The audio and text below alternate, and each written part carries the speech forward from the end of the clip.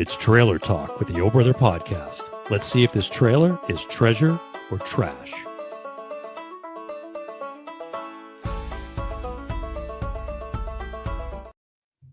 Welcome back to another Trailer Talk. We're back, Mike. We're going to talk about a film I've wanted to talk about for a while, and not necessarily because of the film itself, but because of all the events that surround this film, which is a lot of controversy. A lot of controversy. It's a film called Rust, starring Alec Baldwin.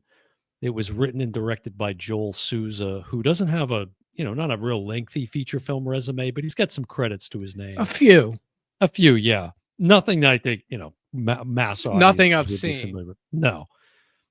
Stars Alec Baldwin, Travis Fimmel, who some folks like I recognize him from a series I've tried to turn you on to. I don't know if you've watched it, but Raised by Wolves. Yeah, I haven't seen it. Which was on HBO. I've been waiting for that next season to come out. And, it was originally conceived and kind of produced by Ridley Scott, was sort of the main impetus to get that series going. But Travis Fimmel plays a character named Marcus in that series. He's awesome. He's also right now been in Dune Prophecy, that streaming series. Oh yeah, that we did a review on the trailer for that quite a while back. A while ago, yeah. And then Frances Fisher is in this, who you might from Unforgiven, of course. She looks like she walked right out of Unforgiven into this film. She really does. Yeah, she played a character named Strawberry, and she was kind of the head of the brothel in Unforgiven. Yeah, she was like the madam. But just fantastic in that film, and as was everybody else, not to mention the late, great Gene Hackman, who was one of his best roles, I think, of all time. Yep. So, but, before we start commenting on the trailer, which is fairly short, maybe a minute and a half or so. The one that's out now, it came out about 1:20. Came out a little over a week ago as of this recording. Was this, of course, it was a very tragic situation where, as has happened on other sets, right? Most famously, we've talked about it on the show. We did an episode on it, The Crow, with Brandon Lee. Yeah. And his tragic death on the set of that film. Well, same thing here, but it wasn't one of the people in front of the cameras. It was Helena Hutchins, who was the cinematographer. Right. And they were filming this sequence with, I think, is a climactic scene in the film with Baldwin, and he's being, approached by a couple of other characters, and there's some gunplay involved. And so, as most sets, right, you've got to have an armorer on set who's responsible for the safety, the gun safety, and there's a lot that goes into that. And she is currently in jail because of this. The armorer you're talking about, of course, and that's Hannah Gutierrez Reed. So there's this whole, again, the incident on the set. This took place in Santa Fe, New Mexico. There's, the gun was checked for safety. It wasn't checked for safety. There's a whole controversy, right? And a trial like that ensued as a result of this. Right. It sounds like this set was a mess. People quitting, people complaining about safety issues. Mm-hmm. So when this happened, a lot of people were like, "Oh, I'm not surprised." Although when live rounds get onto a set, and I don't think that has been answered yet, how it happened. She's been held responsible, but ultimately it was Alec Baldwin that pulled the trigger, which he claimed in an interview like the next day that he didn't. Right. Like, as a lawyer, what Alec Baldwin did following this movie, I'm stunned. Right. But fast forward to, the end of the trial. Yeah. And this whole, you couldn't make this up. The way that this thing went down, which there was some discovery issue that came on the part of the prosecution. Correct, that they didn't turn over. You have to turn over everything to the other side, that you have witnesses, statements, anything, even if it goes against your case. Yeah. And apparently the prosecution failed to do that. Hence, the judge rules no mistrial. He cannot be, because the trial started, Right. Baldwin cannot be tried because of double jeopardy rules. Yeah. He gets off, he dodges a bullet for a terrible pun That's a terrible pun. because there was so much footage of him saying things and then we seeing the opposite of what he's saying in real life. But not only did um, the cinematographer So how do you say that again? Helena Hutchins, No, her what was her position? cinematographer. That's better. Yeah. Oh, The Boston came out real quick. you always Yeah. have to like Stay correct in me. Santa Fe. But not only was, unfortunately, she now nobody doubts this was accidental. Of course, he did Of not course. mean to shoot Of her, course. Right. but she gets shot and the bullet also hits the director. Joel Souza, So right. Joel Souza was shot as well. Uh-huh. Luckily not life threatening, but And there's there's a lot of, again, I watched every single day of the trial, yeah, and it culminated in this, again, this really bizarro scene where all of a sudden the prosecutor was on the witness stand yeah. being cross-examined by the defense. It was wild to watch. It was And wild to witness. I'd like to say that's really rare. Unfortunately, it's not. Yeah. Sides, and you're taught day one of law school and evidence, you hand over everything. There's no, like the old Perry Mason show, surprise, bring on Mrs. Cleaver, and she's going to be a witness again. Yeah, and That I doesn't can't remember happen. I can't remember what her explanation was on the stand in the moment, but it obviously didn't work. So, and that took place October 21st, 2021. It was a You're long talking what, the incident? what? Like the date you just said. Yeah, Is that the date of the that was the incident? correct, Okay. correct. And then the trial was a fairly lengthy trial. Mhm. And it's still ongoing in the news. There's still it still I hasn't. think there's still a civil case. I mean, the criminal Mhm. case, Baldwin's off the hook, Right. but there's still a civil case, although this film only gets made or finished because of the husband of the woman who was killed, you know, in the settlement, he wanted the film finished and shown because it's her final piece of work. So maybe that answers the question, right? Because we talked a lot about on the podcast before a different topic, which is like separating the art from the artist, although that's still relevant here with Baldwin, Right, guilt or not, there's negligence involved. But um this one, yeah, it's how do we feel about this film being finished? But you just answered that the fact that at the request of the husband, or at least the right, approval of, right. um, Helena Hutchins is honored in some way by the film being finished, which I'm assuming Bianca Klein, who is also credited as a cinematographer on the film, came in and finished what needed to be finished with the Well, work. not only that, but one of the main actors, Josh Hopkins, who plays a character called Wood Helm, he came on after the shooting because the other actor, and that's like a major role, Hmm. he only came on after the shooting because of a scheduling conflict.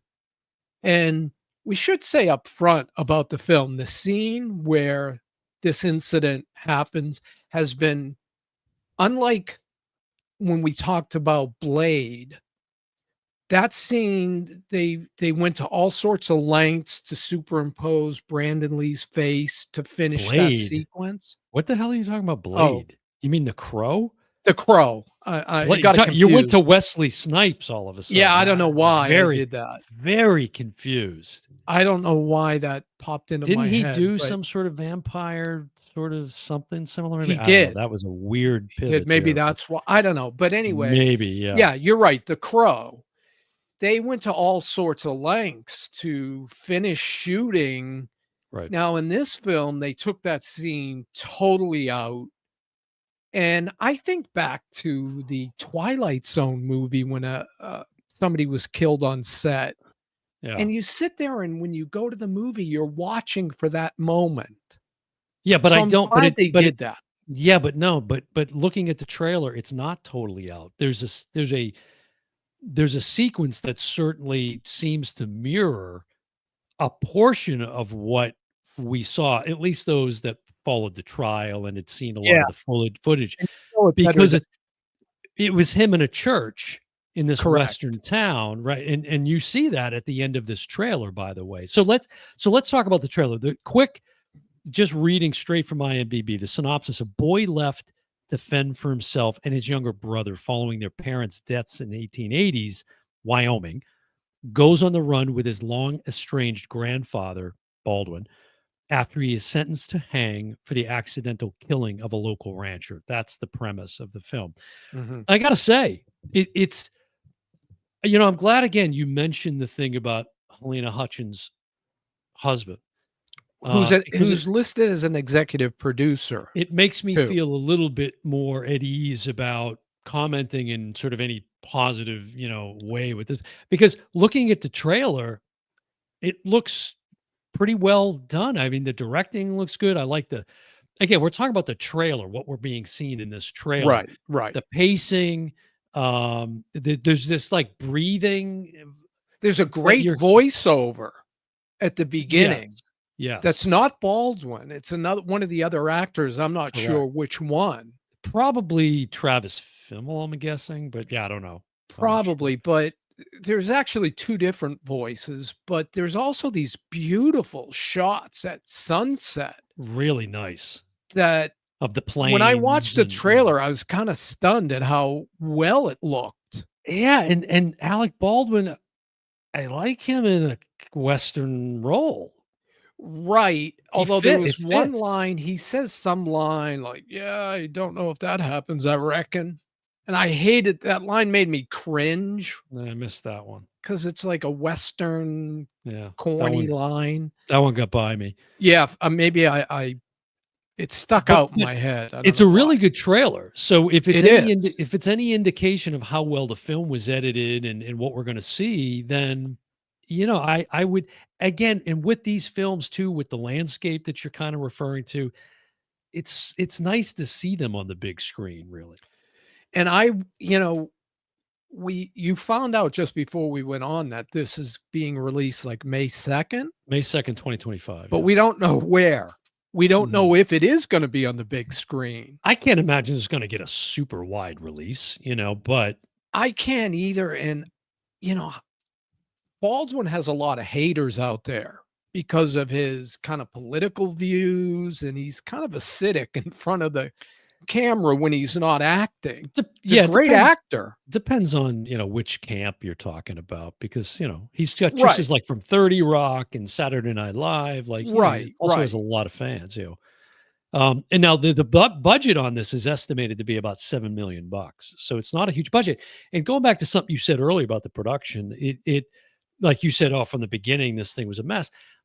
Through the course of the trial, that was one of the arguments was that it was like, "Hurry up and get this thing done. We're on a Yes. tight schedule." So there was this rushing, Rush, rush, and rush. Baldwin, as an executive producer, of course, is gonna take a big, hit in terms of the responsibility for that. Right. And there's even footage of him saying, come on, let's just go, let's go, let's go, let's roll it again, let's get the next shot." And you're Yeah. dealing with scenes where there's gunplay involved, so you Right, don't wanna right. be rushing through those kind of things, but And that's the thing. I think it's got a strike against it coming out of the gate because of the controversy, because of Alec Baldwin. But at the same token, that is also what would intrigue people to go see it in a weird way, you You're know? right. You're right. Certainly with And given the publicity of the trial, which was very highly publicized. and the runtime is 2 hours, 10 minutes. It's not a short Yeah, film. right. So does that work against it? I don't know how successful this film's gonna be. Like you said, I was really surprised at how well it looked, Mhm. not knowing the director's work, not seeing any of his work before. I was like, Yeah. wow, this looks like a Well, professionally, shot maybe film. maybe the way to wrap up this conversation about this trailer um, is to circle back around to kind of the focal point here, which is the tragedy, the tragic death of Helena Hutchins, but again, and maybe some way to honor her artistry, her filmmaking, is to check out the film. And I kind of have to say, I did not know this, but as of the release of this episode of Oh Brothers Trailer Talk, this is her birthday, April 9th. Oh, wow. 20 she was born in, I think, 79.